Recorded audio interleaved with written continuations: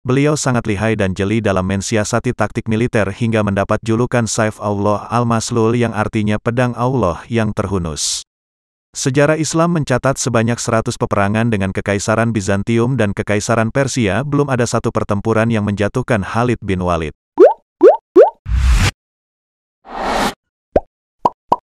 Halo semuanya, balik lagi di channel Halo Edukasi. Islam adalah salah satu agama terbesar di dunia dan termasuk daripada 3 agama samawi, yakni kepercayaan yang turun langsung dari langit atau Tuhan.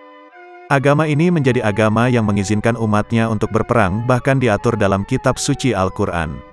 Perang-perang yang dilakukan oleh Islam tidak lain adalah untuk membela agamanya dan memerangi kesesatan.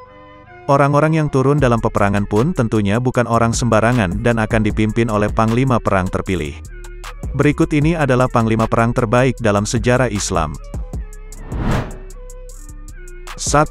Khalid bin Walid. Khalid bin Walid bin Al-Walid merupakan sosok sahabat Nabi Muhammad dari suku Quraisy.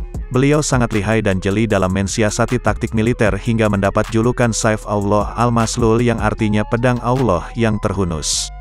Sejarah Islam mencatat sebanyak 100 peperangan dengan Kekaisaran Bizantium dan Kekaisaran Persia, belum ada satu pertempuran yang menjatuhkan Khalid bin Walid.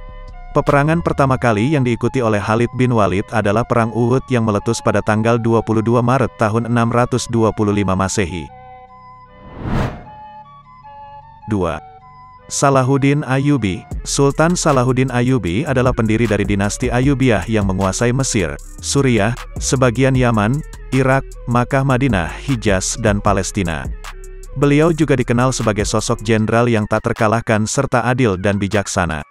Ia lahir di Tikrit, Mesopotamia Hulu pada tahun 1138 dan meninggal di Damaskus, tanggal 4 Maret tahun 1193. Sultan yang dikenal sebagai Saladin di dunia barat ini sudah menunjukkan kemampuan militernya sejak kecil. Hingga akhirnya ketika dewasa ia dapat membuktikannya dalam memimpin perang terpenting dalam sejarah, yakni Perang Salib. 3. Abu Ubaidah bin Al-Jarrah. Abu Ubaidah bin Al-Jarrah adalah salah satu sahabat Nabi yang juga pandai dalam militer. Ia juga merupakan salah satu kaum muhajirin yang pindah ke kota Habasyah atau saat ini Ethiopia. Beliau lahir di Mekah, Arab Saudi pada tahun 583 Masehi dan meninggal pada 639 Masehi di Yordania karena sebuah penyakit. Abu Ubaidah pertama kali bertempur membela Islam di Perang Badar tahun 624 di mana ia harus melawan ayahnya sendiri. 4. Muhammad Al-Fatih. Muhammad Al-Fatih atau Sultan Mehmed II di belahan bumi barat adalah sosok yang dikenal setelah menaklukkan Konstantinopel. Saat menjatuhkan kota paling berjaya pada masanya tersebut, Al-Fatih masih berusia 21 tahun dan sudah memimpin Utsmaniyah sejak usianya 12 tahun. Di bawah kepemimpinan, ia dan 200.000 pasukannya berhasil mengepung ibu kota Romawi Timur yang sudah berdiri selama ribuan tahun.